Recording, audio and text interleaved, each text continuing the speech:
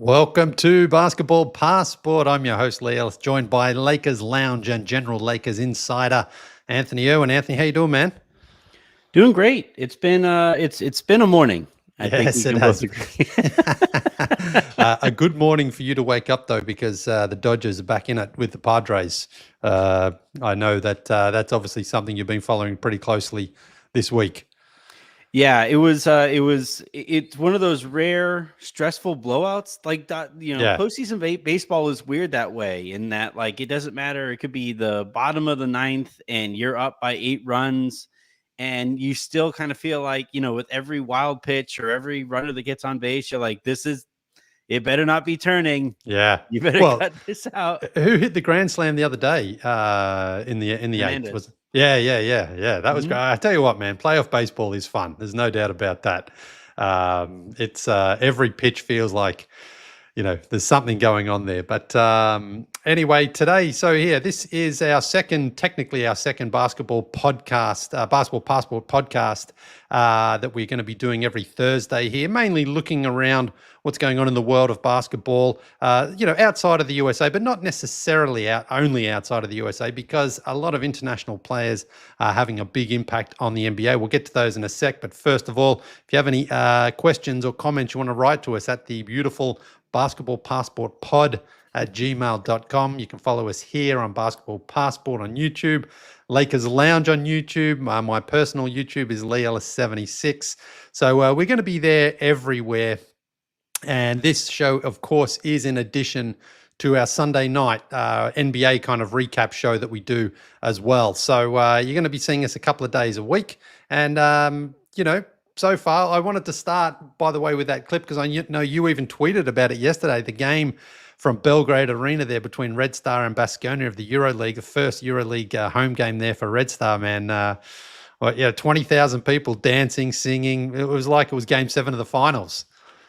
I watched that clip, and I don't know how many times. I think I've probably said it a few times at this point that like we here in the States are just too boring when it comes to watching games. And like one of my buddies whose opinions I really do respect, Donnie, was like, well, how does anybody focus on the game through that? I'm like, we aren't like reading Shakespeare. This isn't a Shakespearean play. Like, this isn't like, I'm not sitting in on my 4th semester of physics and neuroscience while I'm watching a basketball game. Like, have some fun. Yeah, well, that's the thing. If you miss a play because everybody's going too nuts, like I don't think that's the worst thing. No, and that's what happens in those games. People really, they stay focused on the game the entire time, and it's great to be in there with that energy and that atmosphere, because whether you like basketball or not, whether you're a fan of those teams or not, you can't help but just feel that positivity there. So that was great to see Red Star get the win. And Chima Monecki, I don't know if you remember Chima from the Sacramento Kings, top scored there for Baskonia in the loss. We're going to try to get Chima on the show at some point this season. I've been chatting to him, but of course he's got to play, and the time zone doesn't work great for him. But Chima had a good game there yesterday despite the loss. So I wanted to talk really to start off by looking at the impact. Today's show is largely going to be focused on the impact the French players are having on the NBA right now. Of course, Victor Wembanyama was the rookie of the season last year. Rudy Gobert, a 4-time defensive player of the year, a couple of time All-Star. And in Atlanta here, we have number 1 pick Zaccarie Risacher, who made his preseason debut on Tuesday night there against the Indiana Pacers, and was really good. I don't know if you saw any of the highlights there, but coming into this game, I was down there.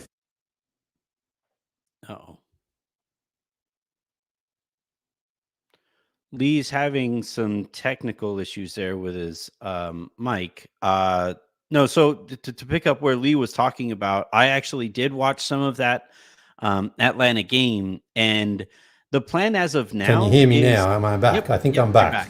Yeah. The plan as of now, right, Leigh, is to have Risacher come off of the bench. Leigh, we can hear you. I think I might be coming through the wrong output for you, but I don't know how long they're going to be able to not start Risacher. Like, he looks really exciting, and it's still insane to watch people his height be able to move and do the things that he is able to do out there, and he's just a phenomenal talent who I don't know how long the Hawks are going to be able to bring him along slowly. Yeah, I spoke to Quinn Snyder about that before the game, and I asked him, what do you expect? It's a preseason game. Is he going to start? What's he going to do? And he, Quinn's kind of, as most coaches are, they don't like to reveal too much too soon. But I mean, yeah, from what he showed, not just hitting those threes, but driving in the lane, his ball handling, his ability to just look comfortable out there. And that's what Quinn said as well, because I said, he's only a young kid. He's in a different country. He's the number one pick. There's a lot of pressure on him. And he said, during training camp and leading up to it, he's been very, very mature and sort of ready for this moment. And I think he showed that.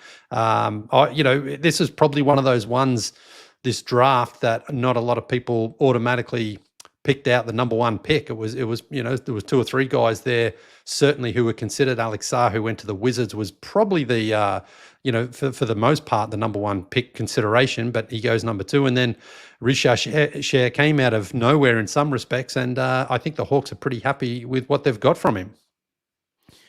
Yeah, it was funny. The Hawks pick, right, was for one thing, they got it kind of out of surprise, and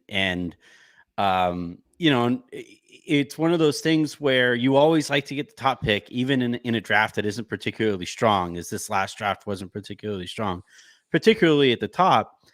And so there was this thinking, like, will it be Sarr? Will it be Risacher? Will they go with somebody, from the college ranks? Like, where are they going to go with this pick? Hilariously, also, like in almost 10 years ago, maybe not even that long ago, Zaccarie would have been like the consensus first overall pick. It was this super weird draft, and I feel like that kind of allows Risacher to go under the radar, because I can't recall a first overall pick being spoken about as little as Risacher is. And I really think, like, coming on the heels of all of the hype surrounding Victor Wembanyama, unfortunately, he was able to live up to the hype. So, and then maybe even exceed the hype. So, fortunately, it's working out in his favor there. But it's kind of nice, though, for a first overall pick and the headlines and the analysis about him being the first overall pick will be more realistic about the situation than in years prior. Yeah, well, and the other thing, I mean, if he was to start, I'm not sure exactly whose spot he takes out there either at the moment. The Hawks, Jalen Johnson, DeAndre Hunter, they want the Australian guy, Dyson Daniels, starting in the backcourt alongside Trey. They've had, that was where they had a big problem last year. They were just too small with DeJounte Murray. So I'm not sure who he forces out to get in there. I think it's unlikely he starts at the start of the season. DeAndre Hunter, he's often injured anyway, so he'll probably be in there. Jalen Johnson was very good too last year. So I think it's a good problem right now for Quinn Snyder to have, that, like, he probably wants to get the number one pick out there, but he's not going to sort of force feed him out there. And then, coming off the bench might actually be even better for him, in the sense that there's a little less pressure. He can come out when the game's underway and the expectation is lowered there. But again, for those first impressions, you want to just see how comfortable a guy looks out on the court. And I go back to, actually, I was in Toronto when Andrea Bargnani was the number one pick. And he looked nervous. He looked like he wasn't quite sure what he should be doing. They tried to sort of get him out there early on as well. Was he going to shoot threes? Was he going to play inside? He was a big guy, and he just never looked comfortable. Well, one game from Risacher so far is very good. And what I really liked as well is he looked for that shot. He looked for that 3-pointer. He wasn't, often when you know what it's like in any old pickup run you go to, you want to make sure you're passing the ball around and getting other guys involved. But he was out there looking for his baskets and his moves, and it was really, really impressive stuff. And sorry, go on. I was also going to say, most first overall draft picks go to these situations where they are going to the worst team in the league. And it's really kind of nice that he's showing up in Atlanta on a team that already has Trae Young, and so he'll be like kind of the focus of he'll be the focus of all the coverage there. It was a borderline playoff team as it was before Risacher shows up. And it just kind of allows him to find a role that helps them win. And if he grows beyond that role, awesome. Yeah. If he just helps them win, also awesome. We'll see what it means for Hunter. He was already kind of on the trade block last year anyway. I know the Lakers were interested in him, and they had conversations with Atlanta about DeAndre Hunter and also about DeJounte Murray. But yeah, I'm really fascinated by this kind of experiment of, it reminds me a little, now obviously very, very different prospect, but it reminds me a little of Tim Duncan going to the Spurs at the end of David Robinson's career, because that was already a team that was on its way up. David Robinson was still very good. And then Duncan shows up, and he's already a pretty unassuming guy. The Spurs are very good at making sure that, you know, their rookies come along at the pace that they are comfortable with, and that the Spurs are comfortable with them coming along at.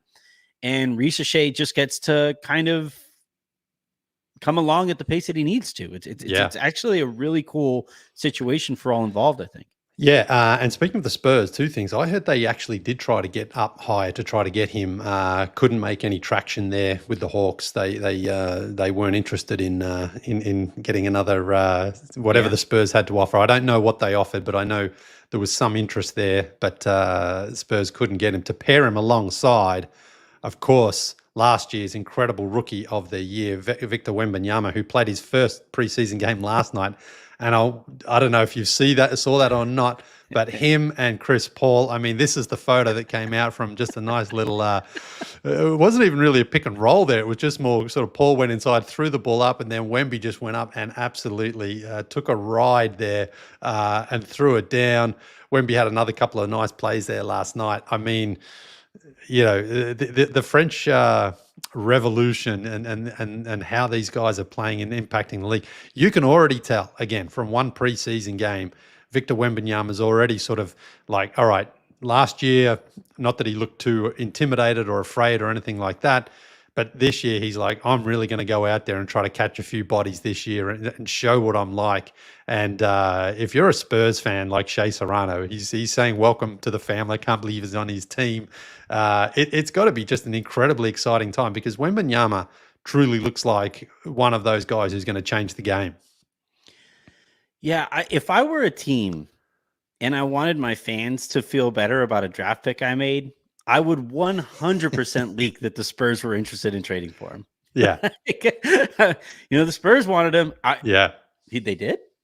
Okay. Yeah. He might be good. No, the Wemby thing last year was interesting because they started the year playing without a point guard. They had Sohan playing as their de facto point guard. They had he wasn't even like a renowned point guard behind him. I think it was a Jones brother. He was, you know, he when he finally started getting minutes, the Spurs started playing better basketball. Wemby started making more sense. And so the thought this year was, well, the Spurs were definitely going to have to go out and get a point guard to play alongside Wemby, make his life a little bit easier. And all the Spurs go and do is go out and get, you know, maybe the perfect point guard. Now we'll see how, you know, how long Chris Paul is able to stay healthy. He's been battling those injuries now for a long time, but they went out because they're the Spurs and they do everything really effing well. And it drives everybody else really insane. They go out and they get the perfect point guard for Wemby to learn alongside. I do think also Chris Paul is at a stage of his career where he's calmed down a little bit. Yeah. You know, in years past, he would just kind of drive. He was really good. He was kind of like the point guard equivalent of he coached the Pistons in a championship year. He coached the Sixers with Iverson. Larry Brown. Yeah. Like Chris Paul was kind of like point guard Larry Brown. Yeah. And I think this year with Paul being a little bit calmer, again, expectations for the Spurs being a little bit more realistic team wide. We'll talk about the expectations on Wemby in particular in a little bit, but again, just these organizations figuring out ways to put their young prospects in the right position to succeed. It's been really interesting to see the smart teams, how they go about doing that in the ways that they did. Atlanta kind of stumbled drunkenly into their situation because they got the top pick or whatever, but the Spurs are treating this really, really well. And it also wouldn't surprise me if, midway through the season, we get some phantom hamstring injuries so that they get in on the Cooper Flag sweepstakes. You think some shenanigans there from No, RC Buford and Pop? Spurs. Yeah. Well, I mean, the thing is, look, they're obviously not a contender, but you can see they're going to improve a lot this year. And yeah, Chris Paul, is one of those players, for me, top 5 point guard of all time. I mean, there's no question about his credentials as a player. Obviously, he's not the most loved player of all time. He's got some questionable incidents over his career, and somewhat dirty player in that sense. But in terms of a passer, he's clearly one of the greatest this game has ever seen, and just what he's able to do to really bring out the best in his teammates. Remember those New Orleans Pelicans team? David West was an all-star twice under him. They had Stojakovic and Tyson Chandler, and those guys, Paul, through his passing, knew exactly how to get each guy the ball exactly where they needed it. Tyson Chandler was a beast on those teams, because all he had to do was catch those lobs.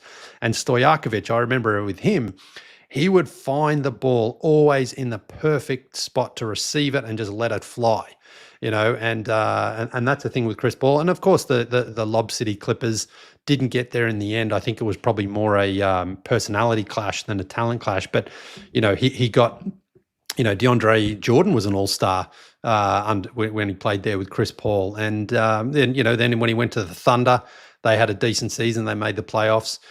And the Suns were 2 wins away, really, from winning the championship. And I think you could just see the impact rubbing off on Devin Booker when he was there in Phoenix too. So, Chris Paul, there are certainly times throughout his career where he's done some things that that upsets people and annoys people. But there's just no question that he's one of the smartest point guards we've ever seen, and his ability to close out games and his ability to know when to score and to shoot or to find the other guy is what's so important. So, we'll see if I agree what you were saying, that he seems to have calmed down a little bit. I think he's realized that there's no ring is coming his way in his NBA career. His last chance really was on the Warriors last season, and they didn't get close. So now he's in a real mentor role with Wembanyama. But the only question I have is obviously, will at some point Chris Paul's frustration, get the better of him? That has happened in the past with some of his teammates. Again, notably DeAndre Jordan and the Clippers there, that they seem to clash a little bit because Paul has high expectations. Will that happen in San Antonio? I think maybe to some point if they lose, 12 or 13 games in a row or anything like that. But on the surface, I think he's really understanding by coaching, playing under Coach Pop. His role right now is to just help Wembanyama utilize his strengths, and he's got many. He can shoot the three, he can catch those lobs. Wembanyama can pass the ball as well. So it's really, really exciting to see an odd combination, but just to see how effective they can be this season. My only hope is that we get Wemby and Chris Paul to recreate the Pau Gasol rubbing Chris Paul on the top of the head moment. That's all I want. Like, basketball gods, just give me this little thing, Yeah, But yeah, I'm really, because, I think the Spurs, if they had their druthers, if they had their pick in this situation, I actually think they would kind of sit kind of mediocre again this year. And then maybe next year, because it's kind of difficult to rely on Chris Paul as your point guard in the postseason. Yeah. I also think other parts of that roster need to come further along for them to figure in as a contender. They'll be in that weird realm where Wemby stops them from outright contending. He's too good to make them, tank outright. But I also think that the Western Conference and the rest of the league is too good for him to merely get the Spurs up to contention by himself. Yeah. So it'll be kind of interesting to see, because the other thing too, Wemby is insanely competitive. The moment that I knew that this guy was going to be special, and we already kind of had a good idea of it. But remember last year at the All-Star break, he participates in that rookie tournament round rock thing or whatever they did. And And they asked him after the game, like, hey, man, like, is everything okay? Like, how are you doing? He's like, I just hate losing. I think he might have cussed too. I just hate losing. I do not like losing. I don't accept losing. And I'm like, oh, man, this guy is going to take the league by storm. I'm terrified by what this guy is going to be. Yeah, well, that's the thing. His maturity already is remarkable. That he understands. He's in the early stages of his career, of course, but he has a more of a broader understanding of how the process works. A lot of guys are impatient and they want to win straight away, and they can't see the first 2, 3, 4 years of their career all about growth and development. They just want to get straight to the glory. But he already seems to understand that, like, it's a process of getting a little bit better each season, improving and then finding the right fits. Because obviously Chris Paul won't be around for more than, maybe only one season here. He's obviously right at the end of his career anyway, and this is not obviously a long-term play. It's more just to have like the experienced hand as Wembanyama grows, and that's where I think Wembanyama's able to understand that the Spurs are going to look for that Chris Paul replacement. Who is that guy? Well, who knows? No one really knows right now, but that's what they are going to need, somebody there beside him.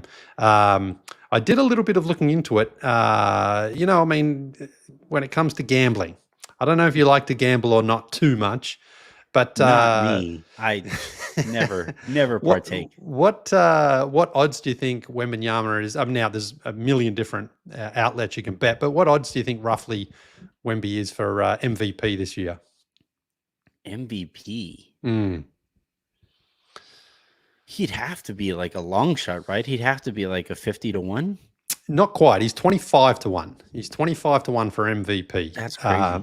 Yeah, when you think Jokic, Giannis, Anthony Edwards, Tatum, all those guys are, of course, ahead of him. But I looked into it because I thought, what happens if they do win 46 games? 46, 47 games.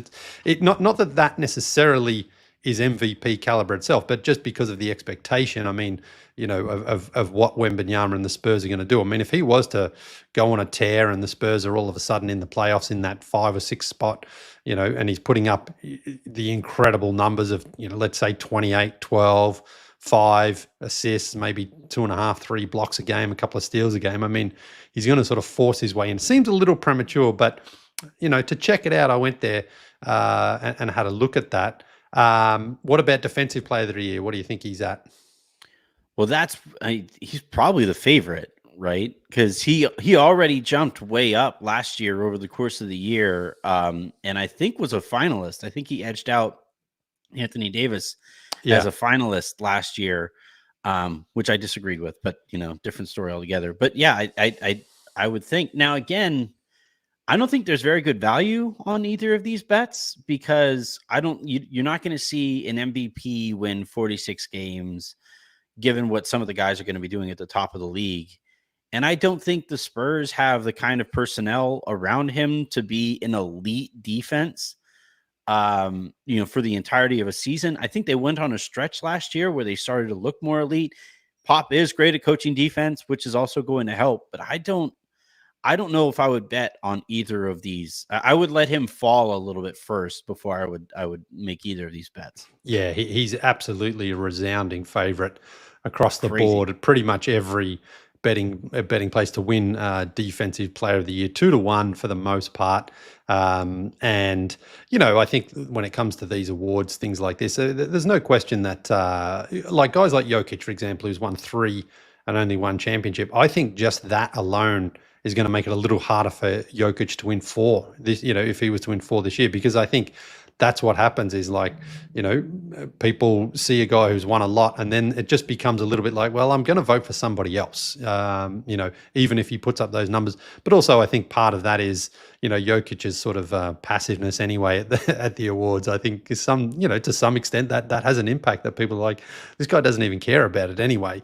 And Wembanyama being it in his little chariot. Oh, exactly. Yeah. Wembanyama being the shiny new toy, I think that's going to play in his favor. So I also think, I think 25-1's fair. I think that's about where he is right now. There's a bit of value in it, but I wonder if there's any parlay bettors out there. If you were to take the MVP and defensive player of the year, you'd probably get some pretty juicy odds on that. But the reason is he probably won't win MVP. But it's very interesting because today's focus of the show was to talk about France and French basketball and French sport in general, because the French have incredibly talented athletes across multiple sports. I mean, Kylian Mbappe, the Real Madrid striker, obviously the French made the final of the World Cup against Argentina a couple of years ago. They won it back in 2006. They won it back in 1998 in France. They've had such incredible success in the football realm, and it just seems to spread across multiple sports now, to the point where, again, we talk about Risacher and Wembanyama already. Alex Sarr, no one's even really mentioned him in the Washington Wizards. He had a tough summer league, of course, but he's probably in a great spot actually in Washington where nobody's watching. So he can really slip up and make a few errors while he's going through the process there of growing in Washington. But of course, Rudy Gobert, love him or hate him, he's been a very important player for the teams that he's played on in Minnesota and Utah. But he's easy to pick on as well because, look, maybe he doesn't have the best offensive game and he's just not loved. That's one way to put it. That is. But then you go back a little further and guys like Tony Parker. I mean, Tony Parker, when he was at the Spurs, he couldn't shoot. He was not a very good shooter at all. And the Spurs even tried to get Jason Kidd in the summer of 2001. I believe they offered him like a $100 million contract. He turned it down to stay in New Jersey. But, Pop had Parker there, didn't believe he was going to be the player that he turned into. And now Tony Parker, we look back at him and just the perfect point guard for that San Antonio Spurs team. He was so good at becoming, remember the crazy stat about him was how many points he'd score in the paint too. Yep. All the points in the paint were like Shaq, big guys generally. And then it was like Tony Parker because he would just weave inside. Didn't always, was insane. Yeah, it didn't even sort of necessarily look like he knew what he was doing all the time, but he was very, very effective at it. And it's very interesting just to see now, the impact the French players and French basketball is having on the NBA, because Paris basketball only just joined the EuroLeague this season with a new team. It's not like the French league itself has been necessarily one of the dominant ones of Europe. Instead, it's still been able to produce these incredible players. And, again, I look at it in so many ways when I think about some of the best soccer players I've ever seen, Zinedine Zidane and Thierry Henry. And those guys, the way that they're able to impact the game is just huge. And so, for you as an American, when you think of France and when you think of French sports, what sort of immediately comes to mind? They kind of remind me of Argentinian footballers in that, the best leagues are not in Argentina, but it's impossible to overstate the impact Argentina has had on soccer, right? Same goes for Brazil. Brazil doesn't have the best soccer leagues in the world. The Brazilian players just go out and dominate European soccer leagues and Spanish, and so I'm a Barcelona fan growing up. I've kind of tuned out, as I've done more of this stuff. But Lionel Messi, obviously maybe depending on how you feel about him, is easily a top 2 or best ever Argentinian player ever. Mm-hmm. And went and played his soccer in Europe and is now playing here in the States. And I think these French players, they've done a great job of developing these French players, but they went and made their mark elsewhere in the world on basketball. And it's kind of an interesting combination there. Tony Parker, you can make an argument, was the first player to really weaponize the floater. And that was part of why he was able to really kind of have those crazy in the paint scoring stats. Nico Batum has been a delight everywhere that he has been, even later into his career as well. it's just they've become this factory of players, and I do kind of wonder when they will be, at least like for the years while they are developing. I wonder at what point these French players are actually going to stay in France to develop before they go to the NBA. And that's kind of the market inefficiency I think they'll try to tap into next. But my question is, like, what's in the water? Yeah. Because Gobert is huge. Wemby is huge. Risacher is huge. Sarr also giant. Like, I've never seen a country, especially one as relatively small as France, produce so many just giant looking people who can all dribble for some reason. Yeah. Well, and if you look at those guys, though, there's also a similarity that they're tall people, but they're not big overweight or anything like that. They're reasonably lean. Their diet is good. They're strong without being necessarily big, because Wembanyama is fairly thin. Of course, he's huge in his height. Risacher is only young as well. And Rudy Gobert early on, I remember when I saw him down here for the Jazz in Atlanta in his first or second season. Anytime you go to an NBA game, you see players up close. They're always a lot bigger, but also thinner than you see on TV, except for Marc Gasol. But I remember seeing Gobert, and he looked like he was 9 feet tall. It was like, oh my God, look at this guy, So it's interesting. But yeah, Tony Parker, I mean, for what he was able to achieve there in San Antonio was just incredible. And it is interesting that the French Basketball League itself hasn't ever been really super strong, and I think they're starting now to try to, raise that level somewhat. But the French in the sporting sphere, when it comes to rugby as well and tennis, they've got, many talented athletes, and now we're really seeing a huge impact on the NBA, and it's great. Sorry, go on. Oh no, I was just I think at the end of the day, diversity is this, like, hot word or whatever, but like for what the NBA is, welcoming that diversity and thriving because of that diversity, where you have international players dominating the MVP scene now, it's only going to make the American system, whether that's AAU, whatever, need to keep up, because I think Team USA will always be kind of the overwhelming favorite in these international tournaments. But this last one, they were that kind of favorite with a near 40-year-old LeBron. Steph is going to be nearing 40 if he plays in the next Olympics. KD is also in that age range as well. We're going to have this kind of passing of the baton to the next generation of players.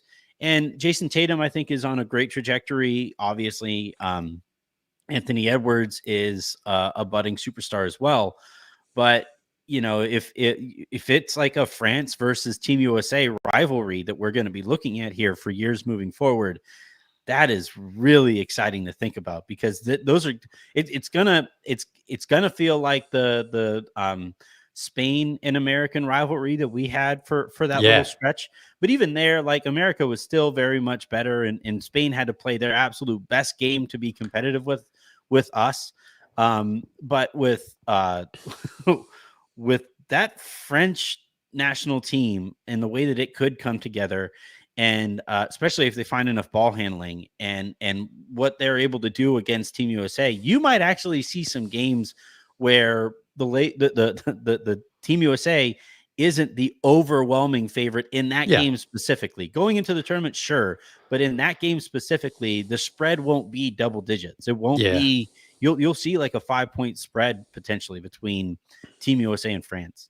Yeah, and you no longer have to go up against FIBA Fournier either. He's probably I don't know if he'll play another Olympics or not. But FIBA Fournier, remember actually in Manila last year at the World Cup, in the first game, France beat the USA, and Fournier was fantastic. And he was, I mean, again, he was really, really good at the Olympics. And that's the thing, when you look at the Olympics, it took that incredible performance by Steph in the last couple of minutes there just to get them over the line in the gold medal game, because you had Yabusele out there playing well. Fournier, I mentioned. Wembanyama was good. Matthias Lasort, the Panathinaikos player, he was playing really well. So these guys, on paper, weren't in the same caliber as Team USA, but at home in France at the Olympics, the gold medal, they gave it everything they could, and it was great. And that's the thing, the younger guys now with Sarr and Risacher and Wemby growing together is going to be huge, because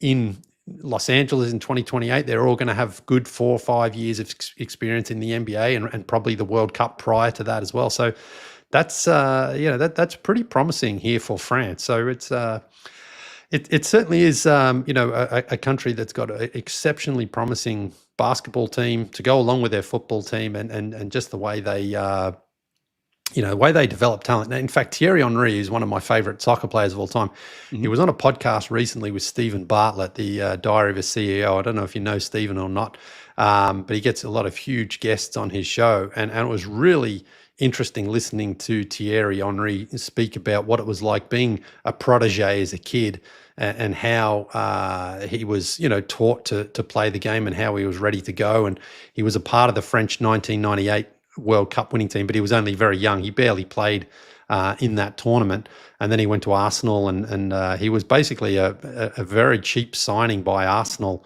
when they picked him up in 1999, and then he became such a legend. He's got a statue out the front of the Arsenal ground there, the Emirates Stadium in North London. So it's great to see, and it brings me to the next segment. Something we talked a little about last week was basically remember this guy, a player profile, and this one worked really, really well for this week, because it's who do you think of when you think of Boris Diaw? Which team do you think of primarily? Because of course he was started on the Hawks, in fact, went to the Suns. And then I think he went from there to the Bobcats, and he was on the worst winning percentage team of all time there, the Bobcats, and they waived him, and he ended up going to the Spurs and became an integral part of that championship winning team there in 2013. Just slotted in absolutely perfectly on that team. And then I think he went to the Jazz after that, and maybe someone else. But yeah, Boris Diaw, what do you remember mainly about him? This. Yeah. And that the picture of him holding that wine glass is, if I was to identify with an NBA player, it'd be this guy. But no, I think if I had to pick a team, I would probably say the Spurs. It's a close race between the Spurs and the Suns. He won a championship with the Spurs. It was this really, really weird stretch. And now this is when LeBron was still kind of ascending, and he wasn't quite at his peak yet. But there was that one series where Boris Diaw guarded LeBron fairly well as you're going to see LeBron guarded. And I was just like, here's this kind of chubby guy. He's this like really skilled guy. He's not very fast. He can't really jump. I don't know if he ever dunked. I don't think Diaw ever dunked. Well, maybe not, but I've got a story here for you when you finish up. Yeah, and I was just like, there's hope. Not necessarily for me guarding LeBron or anything like that, but like it really showed one of my favorite things about basketball is that like you can have somebody who looks like Shaq, or you can have somebody who looks like LeBron, or who looks like Kevin Durant, or who looks like Tony Parker, or who looks like Steve Nash, or somebody who looks like Jokic or Boris Diaw. And in their own ways, they can really impact the sport. And I think that's my favorite thing about basketball. It's the thing that drove me to it is there isn't like a specific set of skills that you absolutely must have in order to be at least like good at the sport. And Boris Diaw, again, this is the guy who was guarding LeBron James in a final series about as well as anybody on the roster. And that photo, I don't know if you remember how that came about, but it was because Greg Popovich was asked, when's one of the guys coming in for preseason training. Yeah. And he said, yeah, Boris, some of the other guys are coming in a bit later. Boris carries a little more baggage than others. And that was a response to hey, Pop, he's enjoying himself. Cheers. But the reason, there's many reasons I wanted to talk about Boris Diaw, but when I was getting ready for this show, sometimes I swear our phones just, they don't just listen to us, but they're in our head, because something came across on Facebook about how Boris Diaw, now I'm going to paraphrase a little bit here, but he came into the gym in Phoenix in his slides, okay, socks and slides, for his pre-draft workout, and they were doing measuring the vertical jumps, okay, and he saw it, and he sort of asked around like who had the record, and someone said Amari Stoudemire, one of the great leapers, one of the great athletes of our game. And Boris apparently had a cappuccino in his hand when he sort of strolled in there in his slides, and he took them off, and from a standing jump went up and cleared them all. And then and then put his slides back on, grabbed his cappuccino, and walked on. So he didn't duck by choice. He could have, and he was just like, "Nah, I'm good." Right. Well, and so that's it. And so when I saw that story was attributed to David Griffin, the now Pelicans GM, who was the GM or assistant GM there in Phoenix at the time. So I sent Griff a message. I said, hey, is this true? And he goes, let me call you back. And I had a 25-minute chat with David Griffin about this, and there was like story after story after story. And he said, for the most part, that story is correct, that Boris came in, and just sort of was like looking around, surveying the scene, didn't really... but he wasn't then like flexing or bragging or anything like that. He was just like, oh, I did that, and that's what he can do. And it led to so many other little interesting tidbits about the relationship between the Phoenix Suns, David Griffin, and Boris Diaw. And you talk about like he wasn't the most athletically gifted, and he certainly wasn't in the greatest shape of everyone, but he just knew how to play. And Griff was saying, like, even in a contract year, Boris would put up numbers, like 7 points, 8 rebounds, 9 assists. And, he'd come off the court, and Griff was kind of like, like you're so close to go for a triple double. And Boris is like, yeah, but yeah. And this is actually, by the way, I wish people could have heard this, Griff speaking in a Boris Diaw French accent. But I don't need. We win the game. Who cares? And Griff, Griff's the guy who's going to be, negotiating contract extensions, and he's like, yeah, but 12 points and 11 rebounds and 10 assists just looks better. It makes it easier for you. Why don't you just even use it as marketing? And he's like, marketing. Yes, I like that. And so he said in the following game, like 2 or 3 game stretch there, he had like 14 points, 12 rebounds, and 11 assists and things like that. And you could just sort of see though that it wasn't really like Boris wasn't really enjoying having to go out there just to stuff his stats. He was more interested in, again, winning the game, playing his role, and then having a glass of wine. But he also said as well how so many things like with Boris, especially when it comes to practice and training and going through drills and things like that. Some guys really want to stand out to a coach or a GM and say, look what I can do, look how fast I am, look how high I can jump. He said Boris was the opposite of that. And Boris was always like at the end of any drills, at the end of any sort of practice sessions, when you had to line up, Boris was always at the back, and he was always talking to like an assistant coach or the coach, or being distracted, so that he said in a 10-minute drill, sometimes Boris would only touch the ball once, and that was it. And Griff would even sort of catch him and say, hey, Boris, I saw what you were doing there, man. He's like, don't tell anyone. Don't tell anyone. I'm telling you what, if there's anybody who doesn't need any help marketing, it's this guy. Oh my God. This guy just understands. And this is the thing that like, we kind of, now look, like the guy behind me is Kobe, right? In my background, and we celebrate Kobe for eating, sleeping, drinking, and just being absolutely, surgically focused on basketball. Yeah, always. And that was, Yeah. he just couldn't turn it off. Right. And again, now obviously Diaw didn't enjoy the same levels of success that Kobe did. But I also think though that like, given Kobe's own focuses after he walked away from the game and how much, he really cared about spending time with his family and getting into the beauty of the game and just pushing himself to do these other things to kind of balance out his life after a lifetime of that pathological pursuit of basketball greatness. It's also great that we could sit here and celebrate NBA champion and somebody who like legitimately impacted an NBA championship, Boris Diaw, who celebrated work-life balance. He just got it.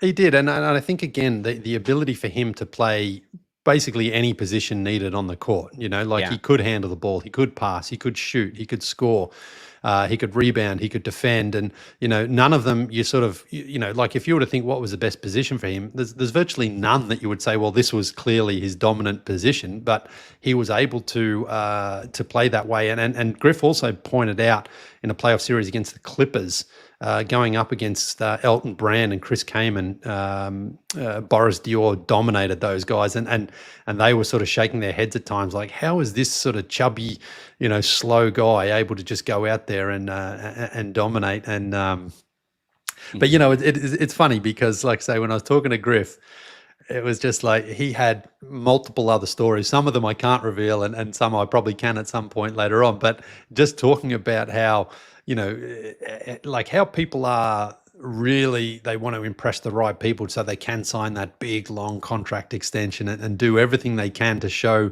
that they deserve it. Whereas Boris, it seemed like he was like, one way or the other, it doesn't really bother me. I'm just going to be who I am. And, became really beloved, I think, for that same persona and that attitude and just that way that he came across. And again, you think about it, the Charlotte Bobcats were like, this guy's not doing anything for us.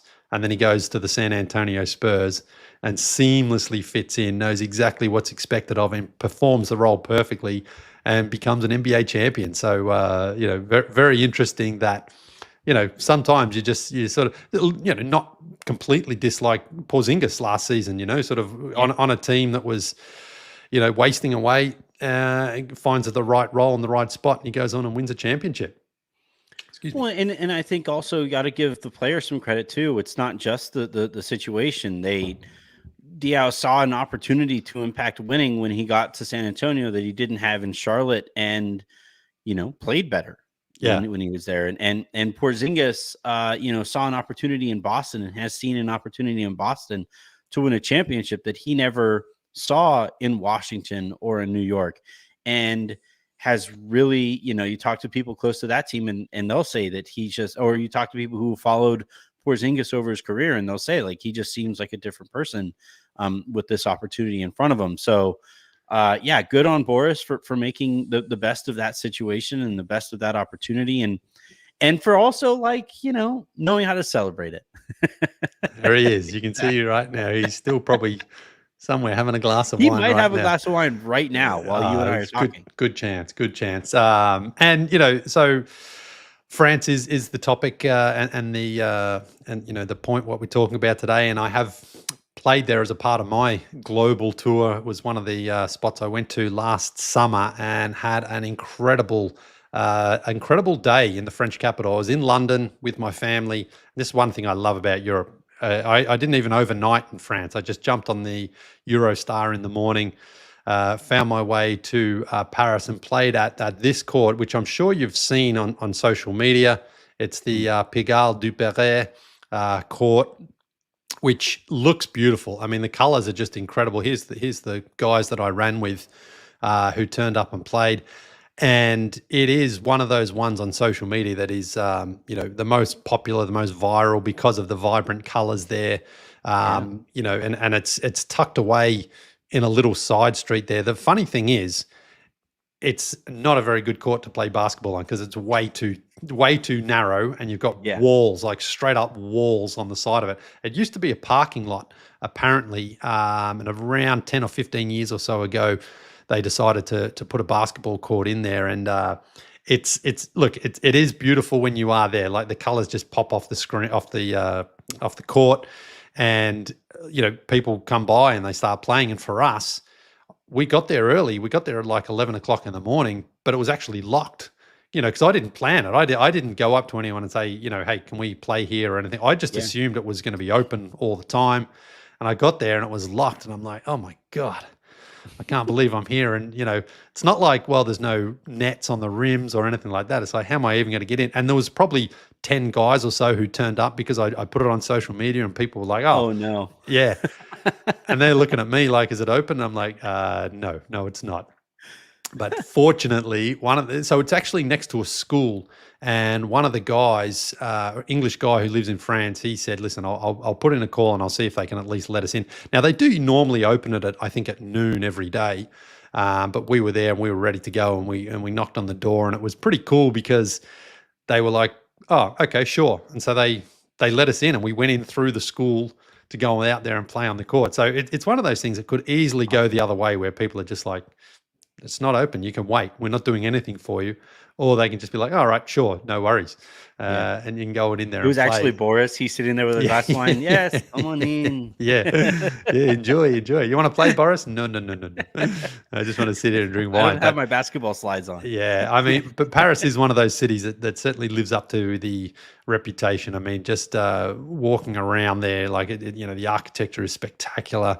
It's beautiful. The food is magnificent everywhere.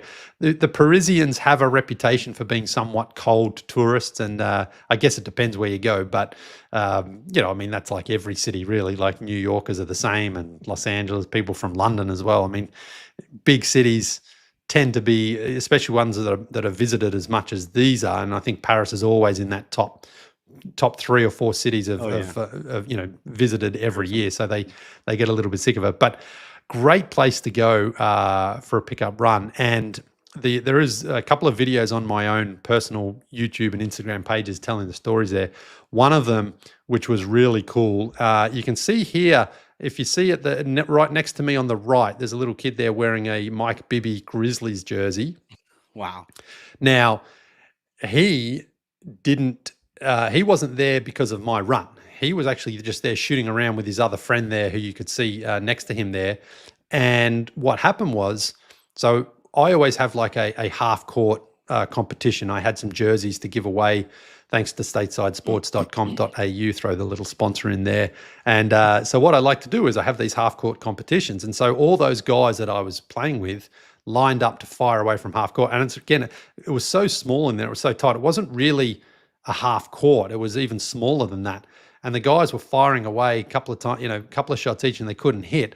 And this kid in the Bibby jersey sort of saw what was going on. And so he took a shot and he nailed it on his first attempt. And it was just incredible. Like, he didn't know we were even playing for a jersey. He didn't know what was going on. He was just in the right place at the right time, hit the shot, and won the Mike Bibby jersey. And again, that video, you can check it out on my feed. I'll repost it as well later on today, because it was one of the coolest moments. And one of the most fun things about what I do is those unexpected, unplanned, unprepared things. I mean, I was prepared in the sense someone was going to win that jersey, but this kid, he's like, I'll turn up, have a shot, knocked it in. Everyone else took at least 3 or 4 attempts themselves, couldn't make it.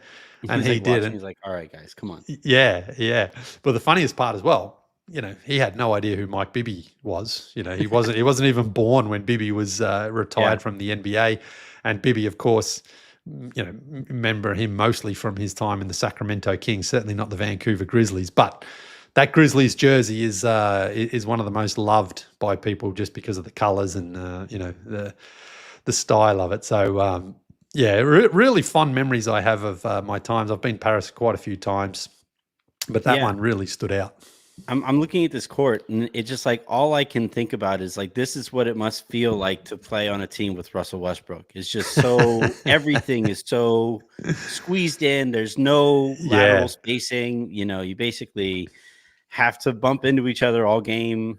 That's the thing about like travel, is everybody has their preconceived notions of a place when you show up, and you have these preconceived notions of the people from that place or the experiences that you're looking to have. Yeah, I had a friend just go to Italy over the summer, and he was saying how, like, they did all the super touristy stuff, but his absolute favorite thing was just going to a local restaurant and just getting to be one of the locals, or feeling like one of the locals there, right? I think Anthony Bourdain has a quote, go to a local restaurant. Yeah. And he goes, go to a local restaurant, eat at a local restaurant tonight, get the cream sauce, have a cold pint at 4:00 in a mostly empty bar, go somewhere you've never been, listen to someone you think may have nothing in common with you, eat the steak rare, eat an oyster, have a Negroni, have two. Be open to a world where you may not understand or agree with the person next to you, but have a drink with them anyways. Eat slowly, tip your server, check in on your friends, check in on yourself, enjoy the ride. And like, you showing up to this court and enjoying that moment and like having it kind of work out in that way is just exactly the kind of thing that I would imagine you got into this pursuit in the first place for.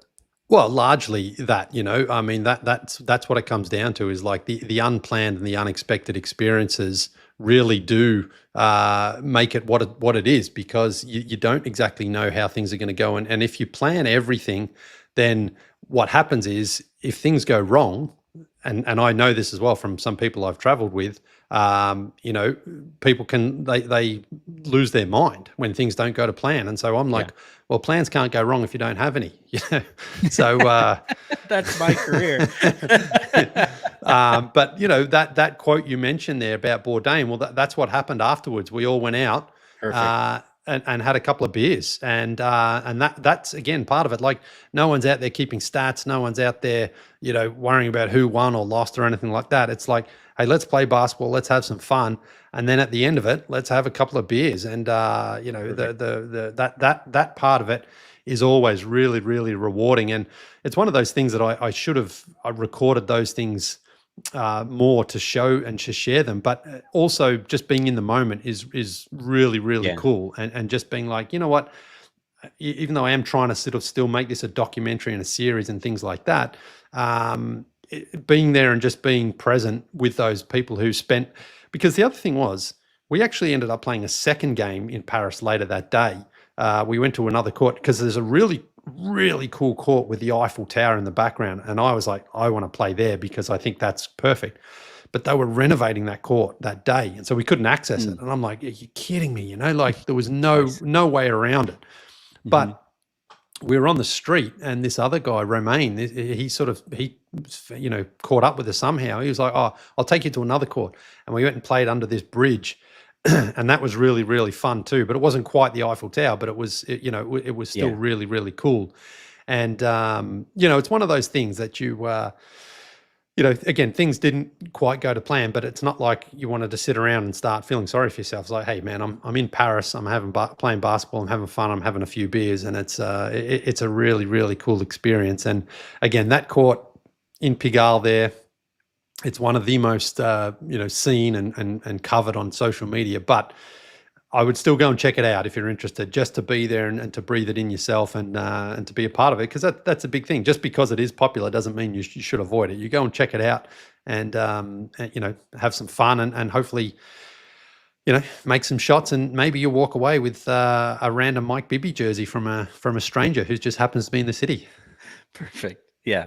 A Mike Bibby Grizzlies jersey specifically. Yeah. Can you imagine that story though, when that kid, because he was probably 15 or 16, he went home to his mum and dad. I know. Where'd you get that? Yeah. And it's like, sorry, what happened? The guy was just giving away jerseys. Well, I had to hit a shot.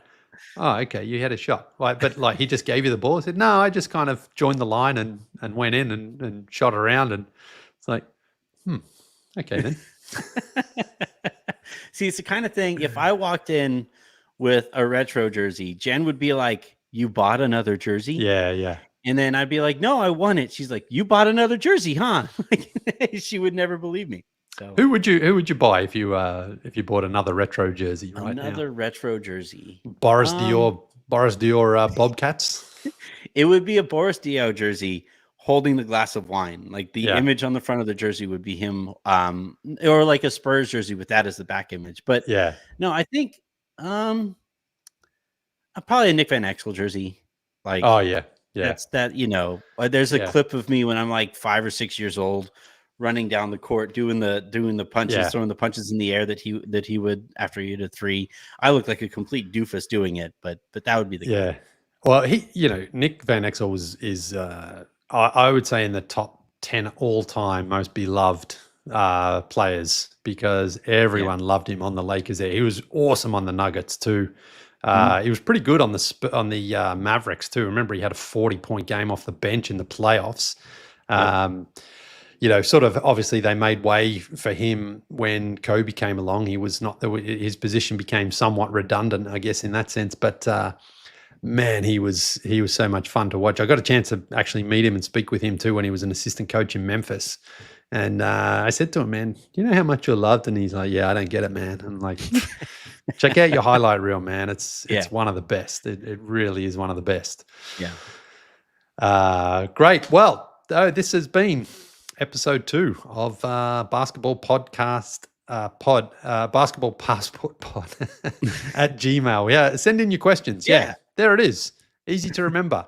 Basketball Passport Pod at gmail.com. We will try to get to that. Didn't get to any today, but we'll be back on Sunday night around 8 p.m. Eastern, and then we'll be back here next Thursday around, probably maybe around 10 or 11 o'clock Eastern. We'll figure that out during the week. But if there's a country, a destination that you want me to talk about or ask about that I visited, then either tweet me, shoot me a message here, anywhere really, and we'll try to address it. But let us know what your thoughts are on French basketball, French players, France if you've been there, and let us know. Safe travels, everyone.